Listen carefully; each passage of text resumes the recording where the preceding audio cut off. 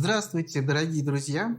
Мы с вами продолжаем курс истории Древней Церкви. Мы приближаемся к его логическому завершению. И сегодня мы с вами поговорим о тех причинах и предпосылках, которые привели к разделению на западных христиан и восточных христиан. Те направления христианской церкви, которые мы называем католическая церковь и православная церковь. Это разделение между двумя церквями было заложено в самом начале бытия Римской империи, потому что именно различия в мировоззрении, различия в языке, в культуре, в отношении друг к другу, в отношении к власти в том числе, и стали той основой, на котором впоследствии укоренялись и получали свое развитие отличия христианской среды. Прежде всего, мы должны заметить, что в западном мире, в Западной Римской империи говорили на латинском языке. И в целом этот мир представляется нам латинизированным.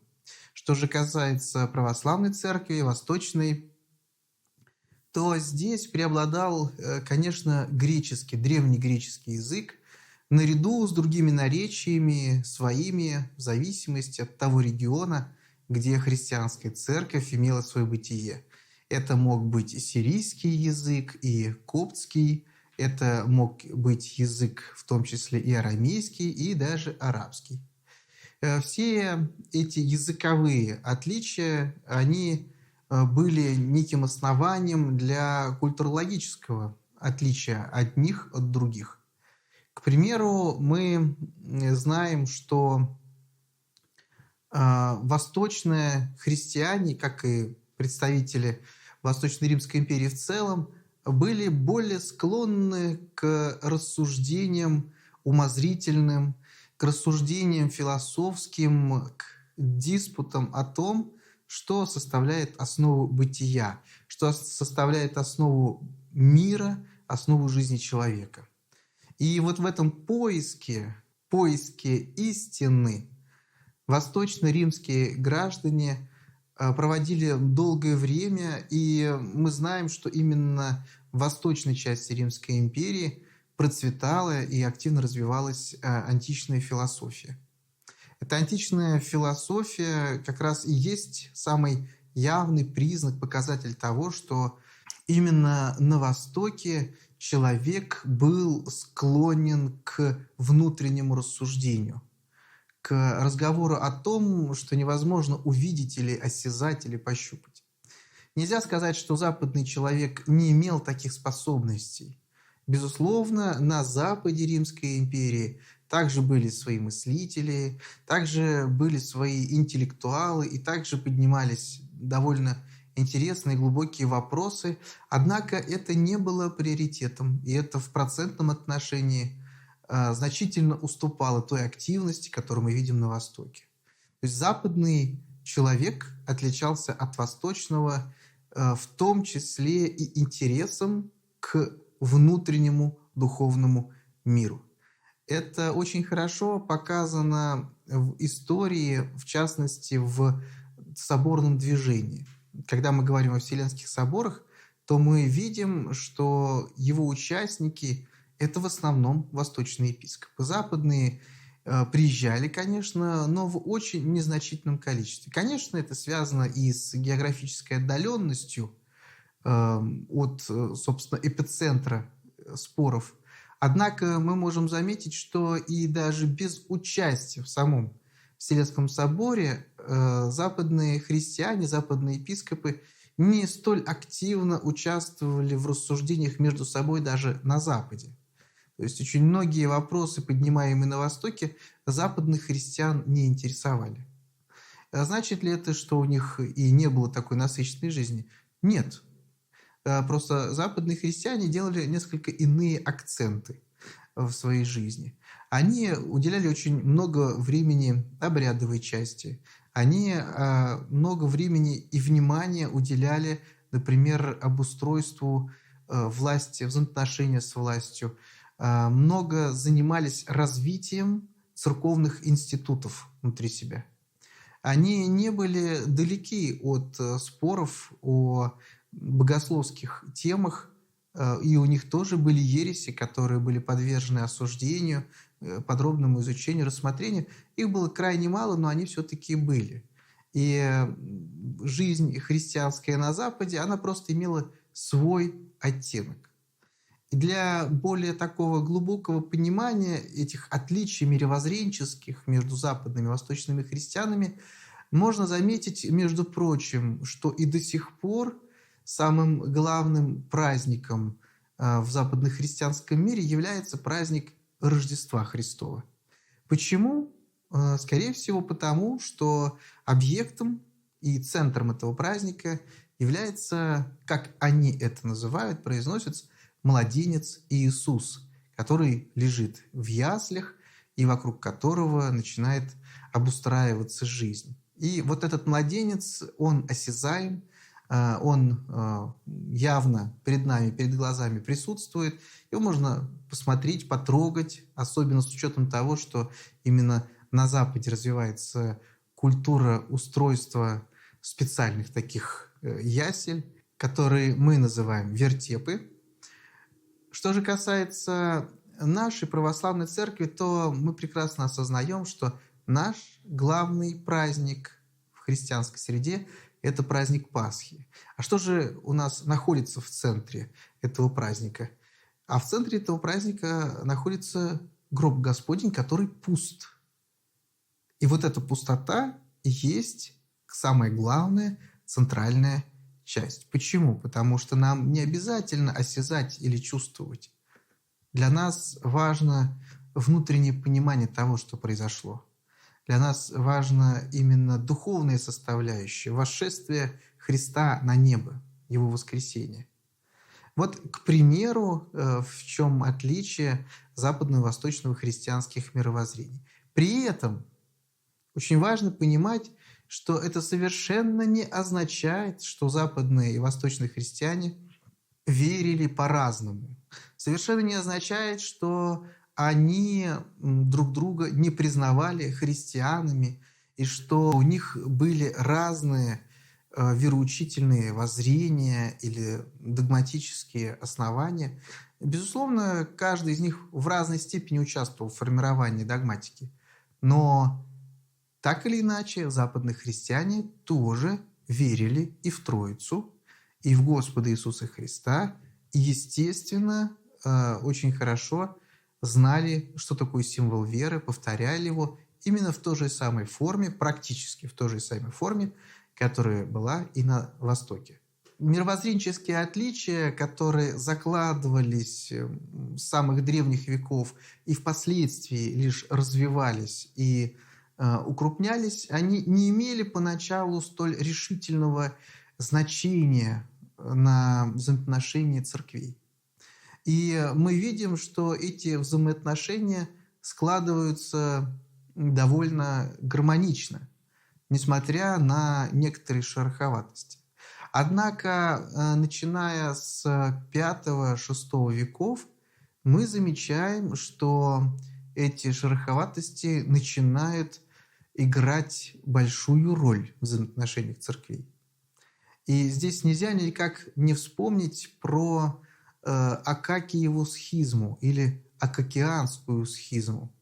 Раскол, который произошел между Римом и Константинополем из-за позиции императора византийского и константинопольского патриарха. Позиции по вопросу о присоединении монофизитов к православным. Вопрос этот был болезненный. Мы с вами помним, что вторая половина V века проходила в истории церкви крайне напряженно, крайне тяжело. Это было время, когда церковь пыталась уврачевать раскол между православными и монофизитами, и императоры с участием или неучастием патриархов издавали различные документы, направленные на примирение двух сторон. Так получилось, что та позиция, которую занимал Акакий, она не устраивала римского папу. И в итоге ему и императору византийскому была произнесена анафема, то есть проклятие и даже отлучение, что, безусловно, сказывалось крайне негативно на взаимоотношениях между восточными православными в Римской империи. Однако же этот раскол в конечном счете был уврачеван через такое, может быть, даже излишнее присмыкание перед Римом, через довольно серьезные уступки ему. И надо сказать, что вообще жители Константинополя долгое время, ну, по крайней мере, до середины VI века, с огромным благоговением относились к римскому епископу вообще. То есть его роль и значимость в истории церкви, в жизни церкви, она была очень высока. И авторитет римского епископа во многих вопросах был непререкаем. Однако именно с этого времени, это рубеж 5-6 столетия, постепенно такое отношение начинает меняться. Потому что, приезжая и время от времени появляясь в Константинополе, имея личное общение с жителями или же через своих легатов, папы римские постепенно дискредитировали этот авторитет, постепенно сводили его к такому положению, которое уже не вызывало беспрекословного такого благоговения или почтения к нему. И в конце концов вот это отношение между Востоком и Западом привело к довольно серьезному разрыву. Опять же, мы сейчас еще не говорим о столкновении окончательном, но мы говорим о столкновении временном, которое произошло во второй половине IX века при участии небезызвестного патриарха по имени Фотий, который в это время действовал, служил и ревностно исполнял послушание предстоятеля столичного града. Мы постепенно с вами перемещаемся от 5-6 столетия ближе уже ко второй половине IX века для того, чтобы увидеть еще один довольно сильный и продолжительный конфликт, который возник между Востоком и Западом вот при участии уже патриарха Фотия. Патриарх Фотий продолжает плеяду замечательных предстоятелей Восточной Церкви из числа чиновников. Мы с вами в прошлой лекции, когда речь шла об иконоборчестве, говорили, что к таковым относятся, к примеру, Тарасий патриарх, патриарх Никифор. И вот наступает пора патриарха Фотия, тоже замечательного епископа, который является основоположником отдельного жанра письменности, очень популярного в Византийской империи в последующее время, который мы называем антилатинская полемика.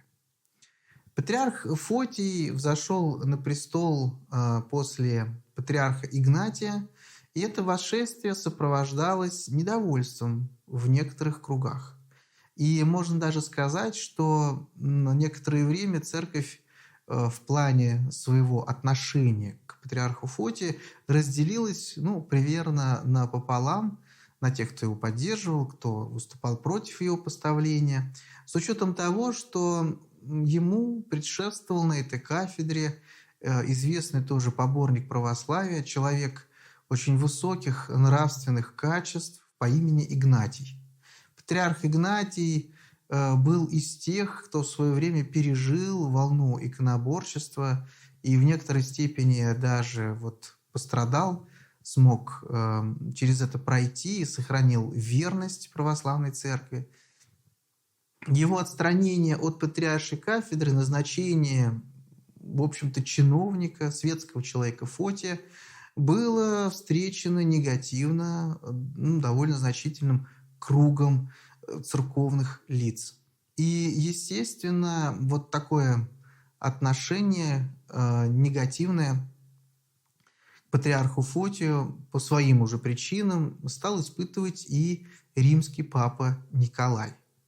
Папа римский Николай был таким классическим западным епископом, понтификом, который своей властью, своей силой пытался утвердить свой авторитет и на Востоке. Многие папы действительно хотели беспрекословного подчинения. И это очень важный такой нюанс в нашей сегодняшней теме, а именно некое первенство, которое существует в церкви с древних времен. И это первенство, о котором мы раньше вскользь уже говорили, оно зиждется исключительно на том, что среди всех предстоятелей поместных церквей, всех предстоятелей различных городов Римской империи, все равно был некий ранжир, по которому они определяли не власть, но авторитет, не силу и полномочия, но право молитвенного предстояния. И такое первенство, которое на Востоке мы называем первенством чести, на Западе воспринималось как первенство власти. И римские папы очень бережно и аккуратно относились к этому первенству, по-настоящему реализуя именно властную ее сторону. Вот эта власть первого епископа для Рима, по сути, было догматическим основанием. Некой не просто каноном, не просто традицией, а настоящим догматическим учением. Для восточных христиан это, конечно, был нонсенс. Хотя надо сказать, что и сейчас мы в некоторой степени переживаем определенный кризис этого первенства. Но так или иначе тогда, в IX веке, восточные церкви рассматривали это первенство исключительно как первенство чести. Ни один из епископов не пытался научить или влезть в дела другого епископа. Это было канонами запрещено. Римские же папы полагали, что они могут диктовать свою волю не только епископам на Востоке, но даже и самому императору. И впоследствии они облекли это в целый догмат, который мы сейчас называем догмат о непогрешимости Папы Римского. Этот догмат с точки зрения римской церкви даже имел обратную силу, то есть не только с момента его издания, опубликования он говорил о непогрешимости римских пап, но и обратную силу, то есть и всех тех епископов, которые жили до опубликования этого догмата. И мы видим в действиях Папы Римского Николая тоже вот такую заботу о сохранении этого статуса, который на самом деле, по большому счету, признавался только им самим и западными епископами. На Востоке же он вызывал только недоумение. С учетом того, что вообще римские папы не особенно-то часто и участвовали в жизни Восточной Церкви. Безусловно, были моменты в жизни церкви, когда римские папы оказывали очень серьезную помощь, и справедливости ради надо заметить, что даже иногда спасали положение православных на Востоке. Но, тем не менее, в то же время мы должны понимать, что эта помощь, она приходила при непосредственном обращении к Папе Римскому. И редко, когда епископы римские сами вмешивались в внутренние дела церкви без всякого на то приглашения. Что же касается вот этой ситуации с патриархом Фотием, который вот так внезапно занимает престол, ну, по желанию, правда, не по своему, а по желанию светской власти, с учетом того, что он был поставляем и избираем от числа клира, вот Папа Римский Николай решил очень широко вмешаться в этот процесс и выразить свое мнение вот на те вопросы, которые в Восточной Церкви поднимались.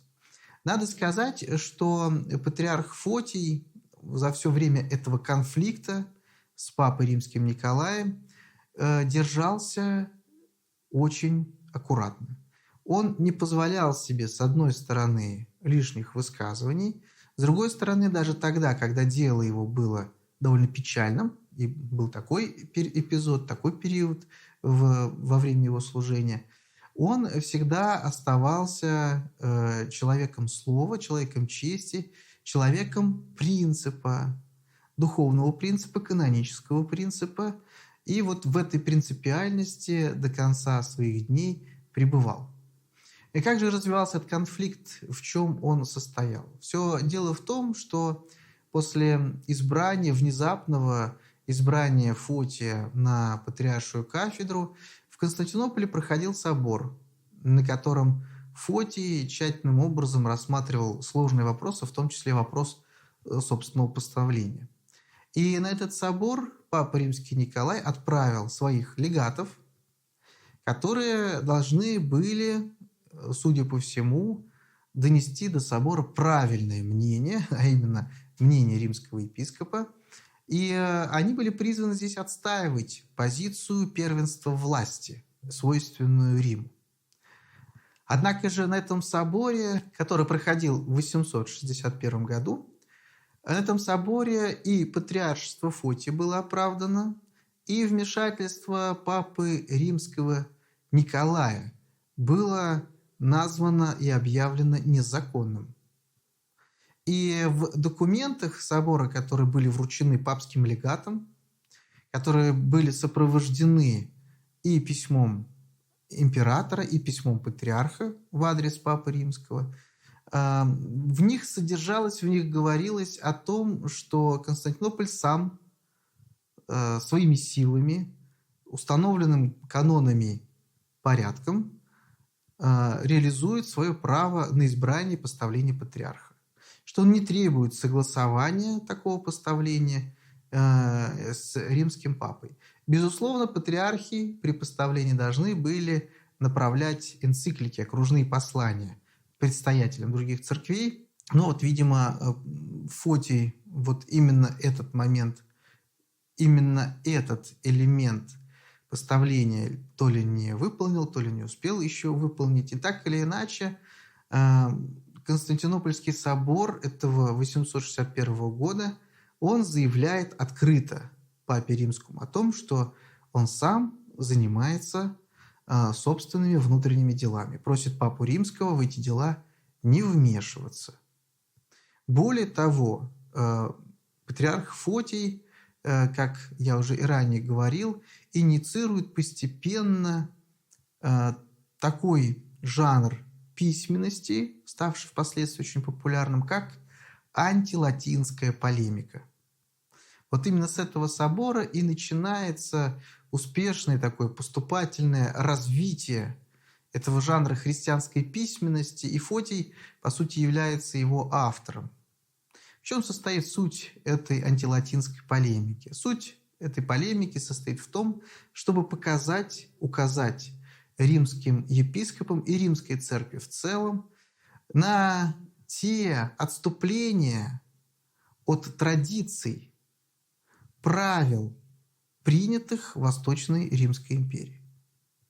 Это очень важный нюанс, потому что он показывает, что при сохранении единой общей веры есть еще и такие традиции богослужебные, такие традиции литургического, канонического, богословского характера, которые, тем не менее, отделяют и отличают восточных христиан от западных.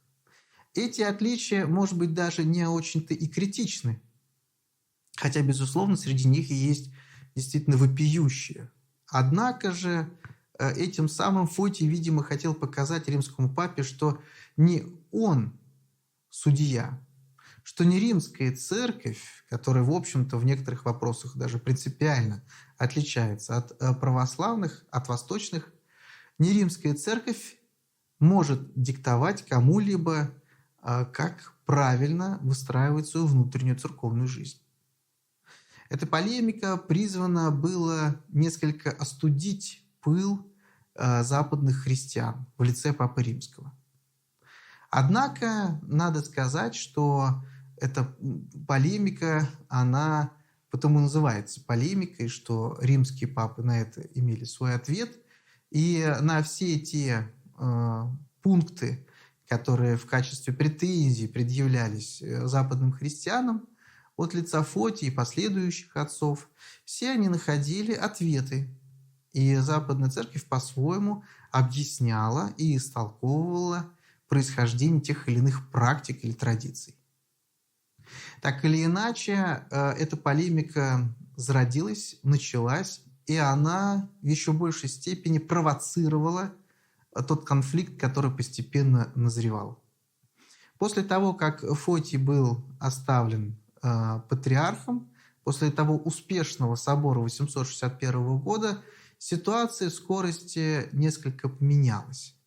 Дело в том, что те силы политические, которые стояли за Фотием, они постепенно потеряли власть, и вскоре Фотий вынужден был быть отправлен в ссылку, а его место на патриаршей кафедре снова занял Игнатий, тот самый, которого Фотий в свое время сменял.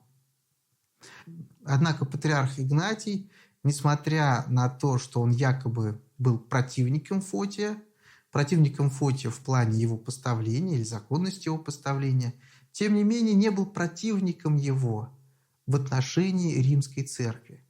И это очень важно понимать, что Восток в целом, в общем, был солидарен по этому вопросу. И в этом была очень серьезная ошибка Папы Римского, который полагал, что сменяя одного епископа, вот используя свои рычаги давления, сменяя одного епископа, он мог бы добиться подчинения и беспрекословного признания первенства власти римского епископа на Востоке. Нет, этого не произошло, хотя, безусловные подвижки в этом отношении были. Какие именно подвижки, в чем состояли претензии, собственно, патриарха Фотия и в чем состояли пункты антилатинской полемики, к чему они в конце концов привели, мы с вами узнаем в следующей лекции. А теперь, внимание, вопрос.